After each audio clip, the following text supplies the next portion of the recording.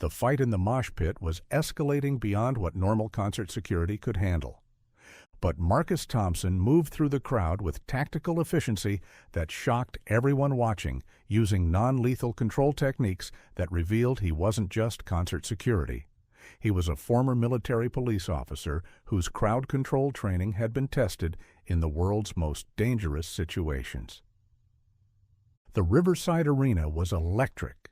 20,000 fans packed into every available space, waiting for metalcore band Iron Nexus to take the stage.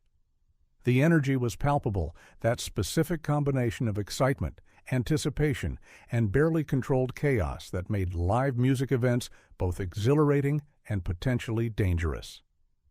Marcus Thompson stood at his assigned position near the stage barrier, watching the crowd with the calm attention that had become second nature over his 3 years working concert security. At 38, he was older than most of the security team, with a quiet presence that both fans and fellow guards respected. He knew how to de-escalate drunk fans, handle overzealous audience members, and keep the peace without being heavy-handed. To his colleagues, Marcus was the reliable guy who always volunteered for the toughest assignments and never seemed rattled by even the rowdiest crowds. To the venue management, he was their go-to security professional for high-energy shows that attracted intense fan bases. But what none of them knew was that before Marcus Thompson had started managing concert crowds, he had spent 10 years as a military police specialist, trained in crowd control techniques for situations far more dangerous than any rock concert: riots, civil unrest, refugee evacuations, and combat zone population management. As the lights dimmed and Iron Nexus took the stage, Marcus automatically shifted into what his military training called heightened awareness mode. He wasn't worried. He'd worked hundreds of metal shows, but experience had taught him that when thousands of people gathered in an emotionally charged environment, things could change very quickly. Iron Nexus opened with their heaviest song, and the crowd immediately exploded into motion. The mosh pit area directly in front of the stage became a writhing mass of bodies, fans jumping, pushing, and releasing energy in the controlled chaos that metalcore audiences loved. For the first 3 songs, everything was normal. Marcus watched the pit with experienced eyes, noting the natural flow patterns, identifying the fans who were there to have fun versus the few who might cause problems. Mosh pits had their own unwritten rules: help people up when they fall, respect boundaries, keep it fun rather than violent. But during the 4th song, Marcus noticed something changing. Near the center of the pit, a group of about 6 young men were becoming increasingly aggressive. Instead of the typical moshing behavior, they were targeting specific individuals, throwing actual punches instead of the usual harmless bumping and shoving. Marcus spoke into his radio. "Control, this is Thompson. I've got escalating aggression in pit section C, monitoring the situation." "Copy that, Marcus. Keep us posted." As the song continued, the aggressive group's behavior worsened. They were now actively seeking confrontation, pushing smaller fans out of their way, and throwing elbows that were clearly meant to hurt, rather than just participate in the pit's energy. Then Marcus saw something that made his blood run cold. One of the aggressors had pulled out what looked like a small weapon, possibly a knife or metal object. In a crowd this dense, with emotions running this high, a weapon could turn a manageable situation into a tragedy within seconds. Most concert security guards would have called for backup and tried to work their way slowly through the crowd toward the problem. But Marcus Thompson wasn't most security guards. Without hesitation, Marcus began moving through the crowd with a precision that immediately caught the attention of everyone around him. He wasn't pushing or shoving. Instead, he was using techniques that allowed him to move efficiently through dense populations without creating additional chaos. "Excuse me coming through," he said calmly, but his movement pattern was something security veteran Janet Rodriguez had never seen before. Marcus seemed to know exactly how crowds flowed, where the natural gaps would open, and how to position himself to reach his target with minimum disruption. How is he moving through them so fast? She wondered, watching from her position near the sound booth. As Marcus approached the aggressive group, he was already assessing the situation with skills that had been honed in much more dangerous environments. 6 individuals, probable intoxication, 1 potential weapon, approximately 200 bystanders in immediate vicinity. In his military police days, this would have been considered a relatively low-threat crowd control situation. The lead aggressor, a heavily tattooed man in his early 20s, was now actively threatening other fans and waving what was definitely a small knife. The situation was seconds away from becoming genuinely dangerous. Marcus stepped directly into the confrontation with a calm authority that immediately changed the entire dynamic. "Gentlemen," he said, his voice carrying clearly despite the loud music, "we need to step outside and talk about this." What happened next would be talked about by Riverside Arena security staff for months afterward. Marcus Thompson handled the aggressive group using techniques that no one recognized from standard concert security training. Instead of the typical approach of trying to physically remove troublemakers, Marcus used what military police call de-escalation through command presence. He positioned himself in a way that naturally separated the aggressors from potential victims, used specific voice commands that psychologically reduced tension, and demonstrated a level of crowd psychology expertise that seemed impossible for a concert security guard to possess. "Sir," Marcus said to the man with the knife, "you're going to want to put that away and come with me.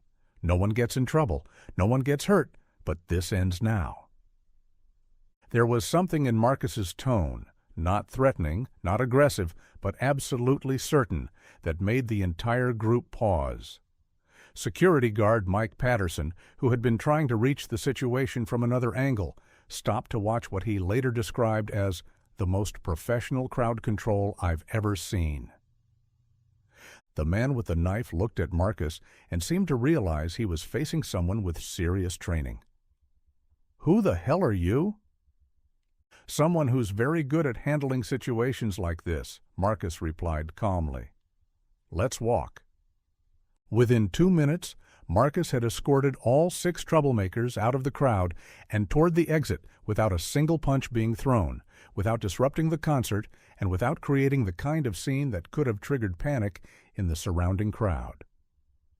After the incident, venue security supervisor Lisa Chen called Marcus into the office for what she assumed would be a routine debriefing. Instead, she found herself asking questions that had nothing to do with standard concert security procedures. "Marcus," she said, "what I saw tonight, that wasn't typical security training. The way you moved through that crowd, the way you handled those guys, where did you learn to do that?" Marcus had been dreading this conversation for 3 years. He'd been successful at keeping his background quiet, presenting himself as just an experienced security professional with good instincts. But tonight's incident had required him to use skills that were clearly beyond civilian training. "I have some background in crowd management," he said carefully.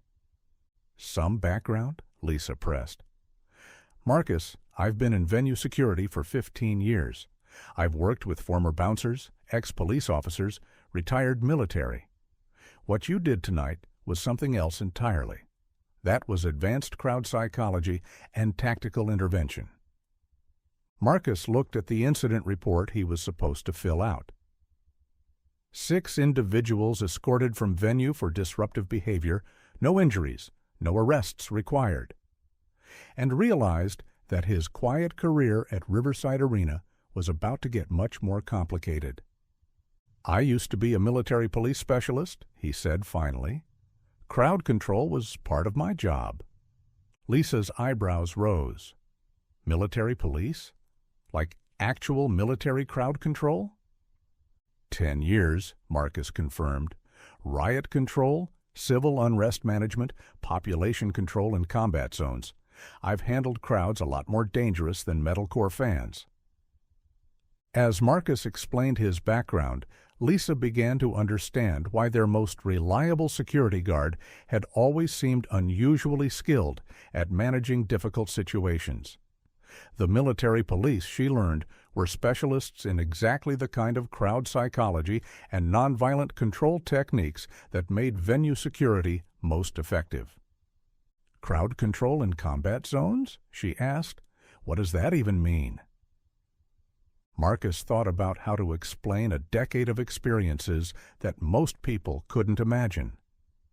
Refugee evacuations where panic could get people killed, civil unrest in occupied territories where one wrong move could trigger riots, checkpoint management where you had to control crowds while assessing security threats. Crowd psychology becomes a survival skill when the stakes are that high.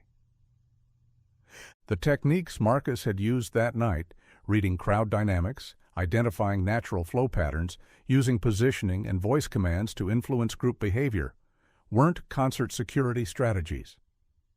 They were military tactics adapted for civilian situations. "The principles are the same," Marcus explained. "Whether it's a refugee camp or a mosh pit, crowds behave according to predictable psychological patterns. If you understand those patterns, you can influence them without force." Lisa realized that Riverside Arena had unknowingly hired one of the most qualified crowd control specialists in the country to work their concert security. Marcus's good instincts were actually advanced military training in exactly the skills that venue security required. "Have you been holding back?" she asked. "I mean, could you have been doing more to help us manage these situations?" Marcus considered the question carefully. "I've been trying to be just a security guard," he admitted. "After 10 years of high-stakes crowd control, I wanted a job where I could use my skills without the pressure of life-and-death situations." 2 weeks after the Iron Nexus incident, Marcus was called into a meeting with not just Lisa Chen, but also the arena's general manager and the head of security for the entire venue chain. Word of what had happened that night had traveled up through several levels of management. "Marcus," the general manager said, "we've been reviewing the incident reports from your 3 years here. What we're seeing is a pattern of exceptional crowd management that goes well beyond standard security training." They had compiled statistics. Venues where Marcus worked had 40% fewer serious incidents, 60% fewer fan injuries, and 80% fewer situations that required police intervention. Numbers that, they were beginning to realize, weren't just luck or coincidence. "We'd like to offer you a position as our Director of Crowd Management," the general manager continued. "Not just for Riverside Arena, but for all 12 venues in our chain. You'd be responsible for training security teams, developing crowd control protocols, and handling our most challenging events." It was a significant promotion, better pay, management responsibility, the opportunity to influence crowd safety across multiple venues. Marcus would be able to use his military training to protect thousands of concertgoers instead of just the crowds at Riverside Arena. But as he looked around the small security office where he'd spent 3 peaceful years, Marcus realized he needed to think about what he really wanted from his civilian career. "Can I have some time to consider it?" he asked. "Of course. But Marcus," the general manager added, "we want you to know that what you did that night probably prevented serious injuries, maybe worse. That level of skill shouldn't be wasted on routine security work." That evening, Marcus sat in his apartment thinking about the path that had brought him from military police compounds in combat zones to concert venues in his hometown. The transition hadn't been easy, going from situations where crowd control mistakes could cost lives to an environment where the biggest risk was usually drunk fans getting too rowdy. He had taken the concert security job specifically because it seemed like a way to use his crowd management skills in a low-stakes environment. After 10 years of handling riots, evacuations, and hostile crowd situations, managing music fans had seemed like a peaceful alternative. But tonight's incident had reminded him of something important. The skills that made him effective in military situations didn't have to be a burden in civilian life. They could be assets that made entertainment safer for everyone. The next morning, Marcus called Lisa Chen with his decision. "I'll take the position," he said, "but with one condition. I want to stay hands-on at Riverside Arena. I don't want to become just a manager. I want to keep working directly with crowds." "Absolutely," Lisa replied. "We need your expertise at the operational level. And I want to develop training programs that teach these techniques to other security professionals. There are a lot of former military police and crowd control specialists working venue security who could be much more effective if they had proper training frameworks." Lisa smiled. It was exactly the kind of thinking they had hoped for from someone with Marcus's background. 6 months later, Marcus Thompson's crowd management training programs were being implemented at venues across the country. His techniques, adapted from military crowd control but designed for entertainment environments, were reducing injuries and improving safety at concerts, festivals, and sporting events nationwide. But the most important change was in Marcus himself. He had learned that transitioning from military to civilian life didn't mean abandoning the skills that defined his service. It meant finding new ways to apply those skills in service of different communities. Today, if you attend a concert at Riverside Arena, you might notice that the security feels different, more professional, more aware, more capable of handling difficult situations without escalating tension. And if you look closely at the security supervisor coordinating crowd flow with calm efficiency, you might see something in his bearing that suggests serious training. Marcus Thompson looks like a concert security guard, works as a concert security guard, and serves as a concert security guard. But underneath that civilian role is someone whose experience with crowd psychology was forged in some of the world's most challenging environments. Sometimes the most effective service comes not from the most obvious applications of our skills, but from finding unexpected ways to protect and serve our communities. Military training doesn't disappear when you hang up the uniform. It evolves into new forms of service that make civilian life safer for everyone. Concert security might seem like a simple job, but when it's done by someone with advanced crowd control training, it becomes something more. A way to ensure that people can gather safely to enjoy music, knowing that their security is in the hands of someone who understands both crowd psychology and human nature at the deepest levels. What do you think? Have you ever encountered someone whose professional skills made you feel safer in ways you didn't even realize?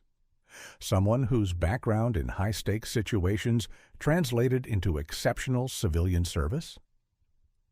Let us know in the comments below, and remember to subscribe to the Veteran Chronicles for more stories of dedicated professionals who continue serving their communities in unexpected and essential ways.